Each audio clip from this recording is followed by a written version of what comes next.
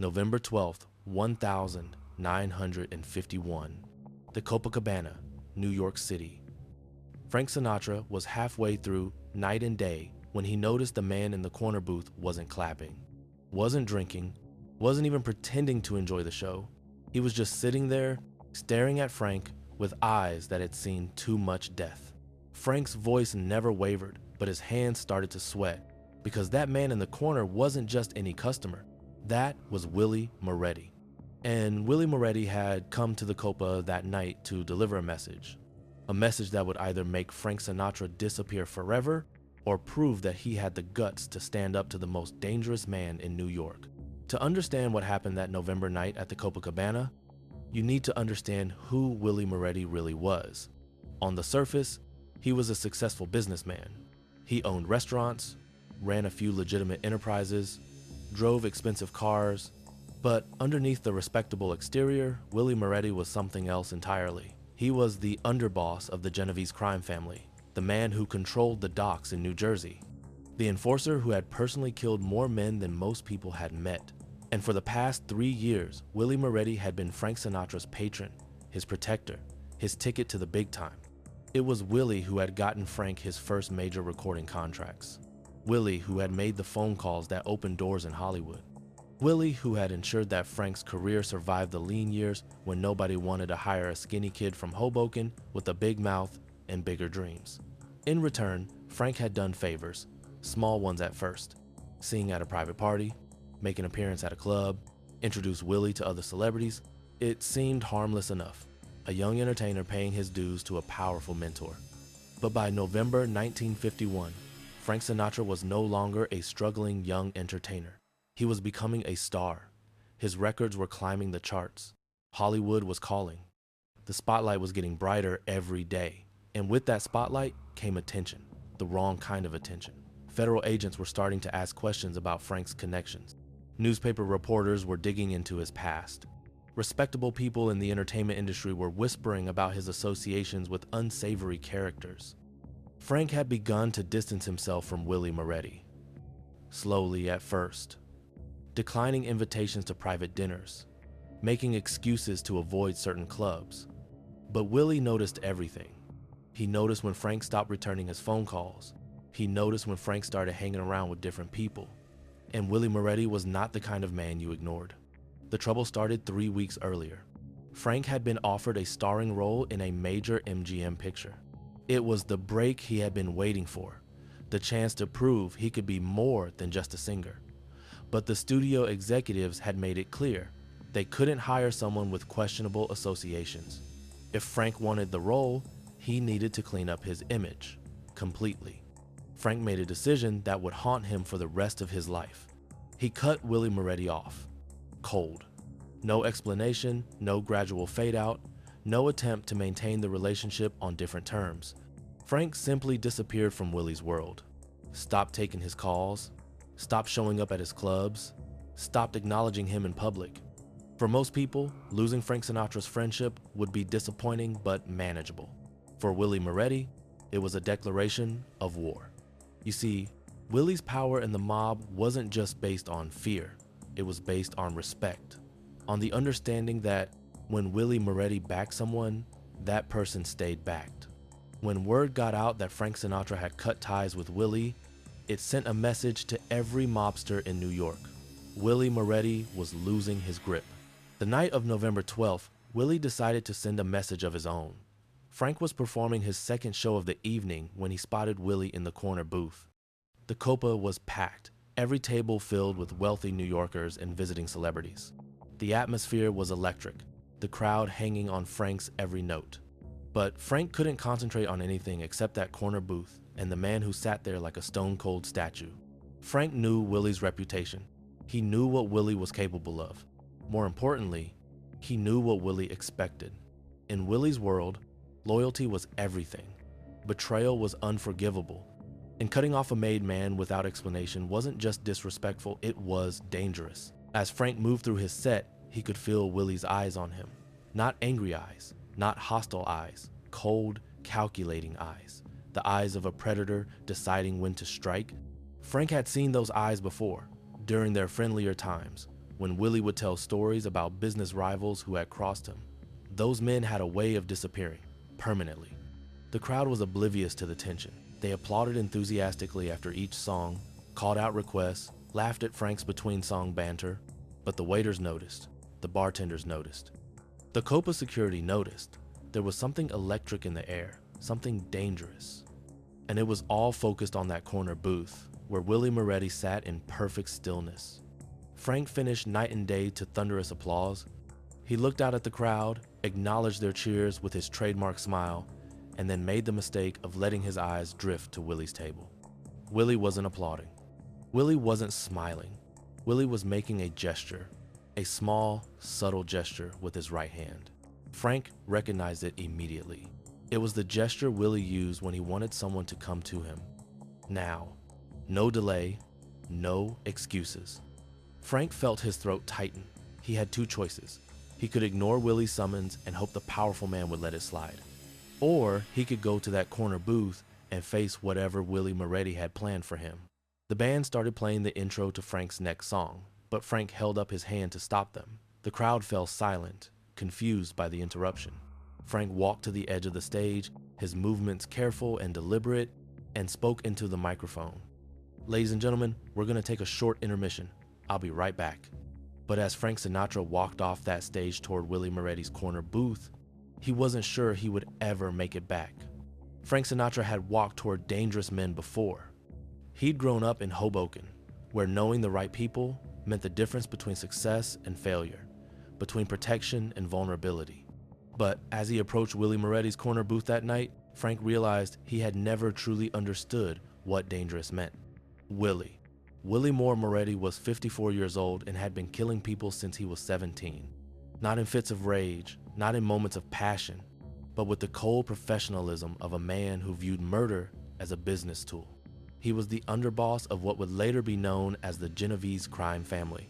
But in 1951, he was simply the most feared enforcer on the East Coast. Willie controlled the docks in New Jersey, which meant he controlled everything that moved in and out of New York Harbor. Drugs, guns, stolen goods, illegal immigrants, everything flowed through Willie's territory, and Willie took his cut. But Willie Moretti's real power came from something more valuable than money: information. Willie knew secrets that could destroy politicians, judges, businessmen, and celebrities. He knew which cops were on the payroll, which prosecutors could be bought, which witnesses could be silenced, and he used that knowledge like a weapon, creating a network of fear and obligation that stretched from the Hoboken waterfront to the halls of Congress. Frank reached the corner booth and stood there, waiting. Willie didn't look up immediately. He was cutting his steak with surgical precision, each slice exactly the same thickness. Finally, without raising his eyes, Willie spoke. "Sit down, Frankie." It wasn't a request. Frank slid into the booth across from Willie, acutely aware that he was now hidden from the rest of the Copa's crowd. If something happened here, in this corner, most people wouldn't see it until it was too late. "You've been avoiding me, Frankie," Willie said, still cutting his steak. "That hurts my feelings." Frank tried to keep his voice steady. "I've been busy, Willie. The recording schedule, the shows, busy." Willie finally looked up, and Frank saw something in those eyes that made his blood freeze. Not anger, not disappointment, amusement. "You know what I think, Frankie? I think you've been listening to the wrong people. People who don't understand how things work." Willie took a bite of steak, chewed slowly, swallowed. The silence stretched out like a tightrope. Finally, Frank couldn't stand it anymore. "What do you want, Willie?" Willie smiled. It was the coldest smile Frank had ever seen. "I want you to remember something, Frankie. I want you to remember who you were 3 years ago when I first met you." Frank remembered. He'd been playing dive clubs in Newark, making $30 a week when he was lucky. His career was going nowhere. The big recording companies wouldn't return his calls. Hollywood might as well have been on another planet. "You were nothing," Willie continued. "A skinny kid with a nice voice and big dreams, but no connections, no power, no future. You remember that, Frankie?" Frank nodded reluctantly. "And then I took an interest in you. I made some calls. Suddenly Tommy Dorsey wants to meet with you. Suddenly Columbia Records is interested. Suddenly you got bookings at the best clubs in the city. You remember how that felt?" Frank remembered. The phone calls that changed his life. The doors that opened overnight. The sensation of his career taking off like a rocket. At the time, he thought it was talent and luck. Now he knew better. That wasn't coincidence, Frankie. That wasn't luck. That was me. I made you. Every record deal, every movie contract, every headline in the papers, I made that happen. And you know what that means? Frank's mouth was dry. What does it mean, Willie? It means I own you. Not your contract, not your money. You. Your career, your reputation, your future.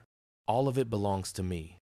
And when something belongs to Willie Moretti, it doesn't get to walk away. The words hit Frank like a physical blow. He'd known he owed Willie favors, but he'd never thought of it as ownership. The idea that his entire career, everything he'd worked for, was really Willie's property was terrifying and humiliating at the same time. Now, Willie said, leaning forward slightly, I hear you've been talking to some movie people. MGM. They're offering you a picture deal. Good money, good exposure. The kind of opportunity that could make you a real star. Frank wondered how Willie knew about the MGM deal. It had only been finalized 2 days ago, and the studio had insisted on absolute secrecy until the contracts were signed. The thing is, Frankie, these movie people, they got concerns about your associations. They don't want their new star hanging around with the wrong element. So they're asking you to make a choice, them or me. Willie paused to take another bite of steak. Frank felt like he was suffocating. What they don't understand, Willie continued, is that it ain't really a choice. Because if you choose them, if you cut me out of your life, you won't have a life to worry about. There it was. The threat Frank had been dreading. Not subtle, not hidden in metaphor. Direct and unmistakable. Willie, I never meant any disrespect. But you did disrespect me, Frankie. You stopped returning my calls. You stopped coming to my clubs. You made me look weak in front of my associates. And in my business, looking weak is a death sentence. Willie reached into his jacket pocket. Frank tensed, expecting to see a gun. Instead, Willie pulled out a newspaper clipping. He slid it across the table. It was a review of Frank's last performance at the Copa, full of praise for his voice and stage presence. Nice write-up, Willie said. Be a shame if that was the last good review you ever got. Be a real shame if your voice suddenly developed problems. Vocal cords are delicate things, Frankie. Easy to damage, hard to repair. The threat was clear. Willie wasn't just talking about ending Frank's career. He was talking about ending Frank's ability to ever perform again. Frank stared at the newspaper clipping, his hands shaking. Everything he'd worked for, everything he'd dreamed of, hung in the balance. Willie Moretti held Frank's entire future in his hands, and they both knew it. So here's what's gonna happen, Willie said, his voice dropping to barely above a whisper. You're gonna turn down that movie deal. You're gonna tell those MGM people that you decided you're not ready for pictures yet, and you're gonna remember that you belong to me. Frank looked up from the clipping.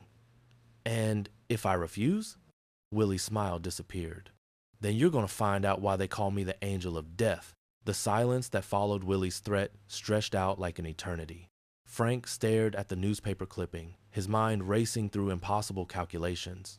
If he gave in to Willie's demands, he would be trapped forever, a prisoner of his own success. But if he refused, Willie Moretti would destroy him in ways that would make career failure look like a mercy. The Copa's crowd was getting restless. Frank could hear murmurs from the audience, people wondering why the intermission was taking so long. The longer he sat in this booth, the more suspicious it would look. But Willie seemed in no hurry to let him go. You're thinking too hard, Frankie, Willie said, cutting another piece of steak. This ain't complicated. You do what I tell you, when I tell you, and you keep breathing. Simple as that. Frank forced himself to look Willie in the eye. What if I take the movie deal? What if I tell MGM I'll do the picture, but I maintain our friendship on the side? Quietly, discreetly. Willie laughed, but there was no humor in it. You think I'm stupid, Frankie? You think I don't know how this works? They ain't gonna be satisfied with discreet. They want you clean.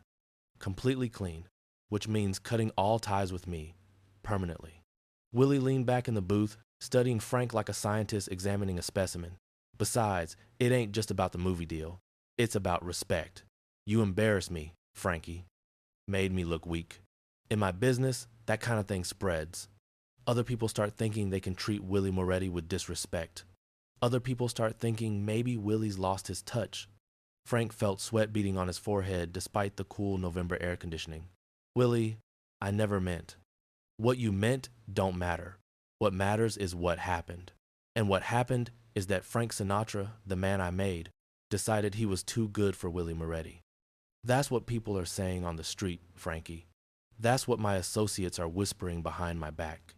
Willie reached across the table and straightened Frank's tie with movements that were almost gentle. But there was nothing gentle about the words that followed. You know what I did to the last guy who made me look weak? Tommy Torino. You remember Tommy? Frank remembered. Tommy Torino had been a numbers runner who tried to freelance, cutting Willie out of his territory deals. Tommy had been found floating in the Hudson River 3 weeks later. Tommy thought he could play both sides. Willie continued. Thought he could take my protection and my connections and then go independent when it suited him. You know what Tommy's problem was? Frank didn't want to hear this, but he couldn't look away from Willie's cold eyes. Tommy forgot that in this life, there's only two kinds of people, the ones who understand loyalty and the ones who end up dead. Willie's hand was still on Frank's tie, and Frank could feel the strength in those fingers, fingers that had personally strangled at least 4 men that Frank knew about. Here's what's gonna happen, Willie said, his voice dropping so low that Frank had to strain to hear it over the restaurant noise. You're gonna go back up on that stage. You're gonna finish your show like nothing happened. Tomorrow morning, you're gonna call your agent and tell him you're turning down the MGM deal.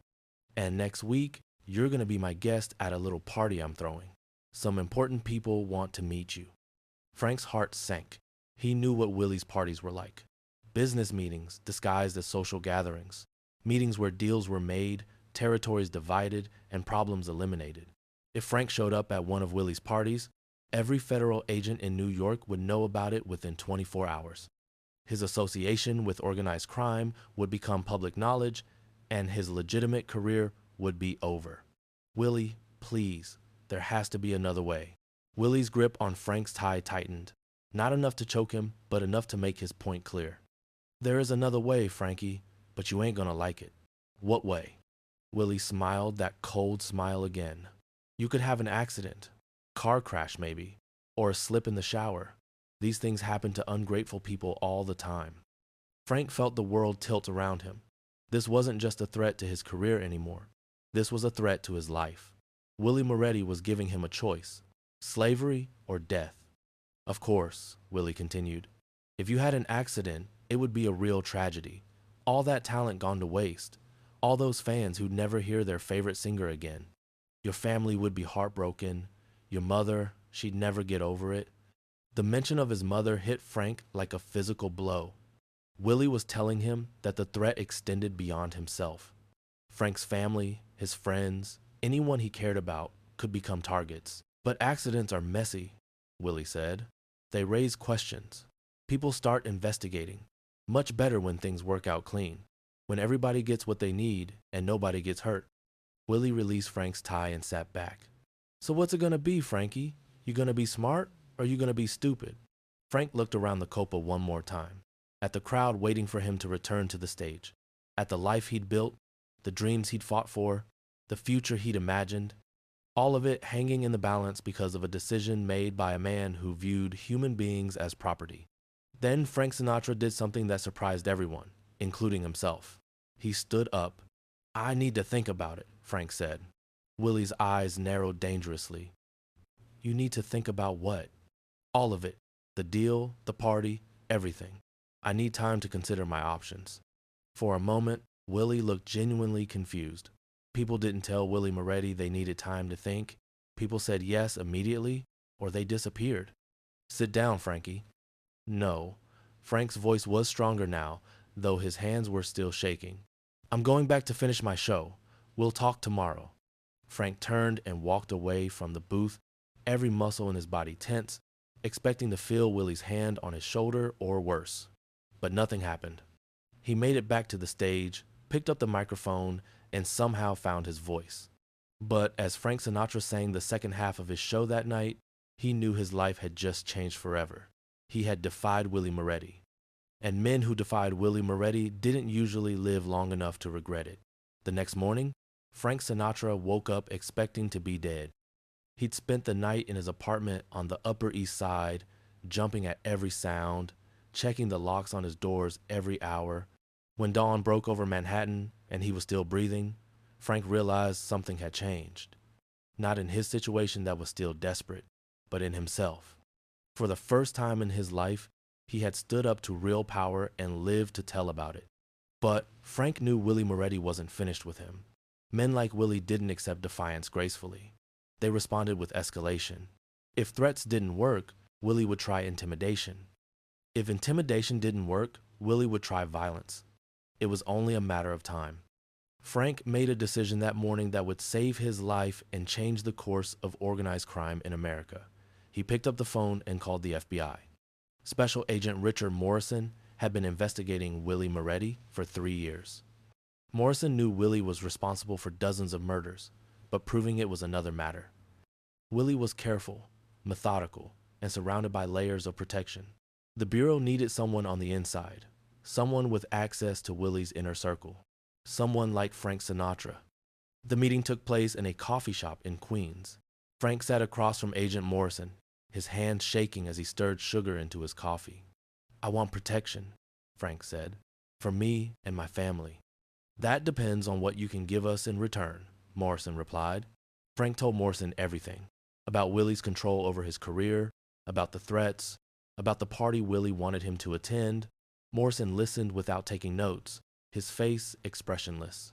"This party," Morrison said finally, "when is it?" "Next Saturday night, Willie's house in Fort Lee." "You're going to attend that party, Mr. Sinatra, and you're going to wear a wire." Frank felt his stomach drop. "Are you insane? If Willie finds out?" "If Willie finds out, you'll be dead. But if you don't cooperate with us, you'll be dead anyway. Willie Moretti doesn't let people walk away, Mr. Sinatra. You know that." Frank realized Morrison was right. He was trapped between Willie's threats and the FBI's demands. But at least with the FBI, he had a chance of survival. The party at Willie's house was everything Frank had expected. 50 of the most dangerous men in New York, discussing territory disputes, planning murders, dividing profits from illegal enterprises, and Frank Sinatra, wearing a wire under his dinner jacket, recording every word. The recordings were devastating. Willie's own voice, planning the elimination of a rival, discussing payoffs to judges, ordering the execution of a witness. When the FBI raids began 6 months later, Willie Moretti's empire collapsed overnight. But Willie himself was never arrested. On October 4th, 1951, less than a year after his confrontation with Frank at the Copa, Willie Moretti walked into Joe's restaurant in Cliffside Park, New Jersey, for lunch. He never walked out. 4 gunmen entered the restaurant at exactly 12:30 p.m. They fired 12 shots into Willie Moretti, killing him instantly.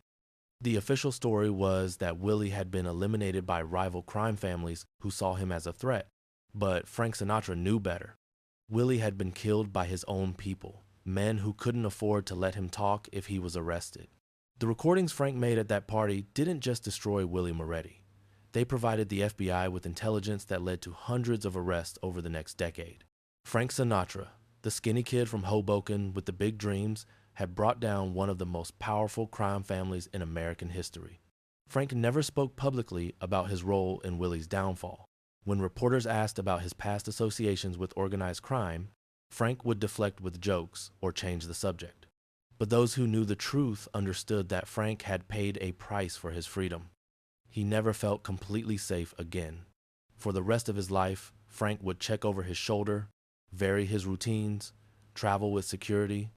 The man who had defied Willie Moretti lived with the constant awareness that there were others like Willie out there, and some debts never get forgiven. But Frank Sinatra was alive. His career flourished. The MGM deal led to starring roles, hit records, and international fame. The Rat Pack was born, and Frank became the chairman of the board. All because one night at the Copacabana, Frank Sinatra decided he'd rather die free than live as Willie Moretti's slave.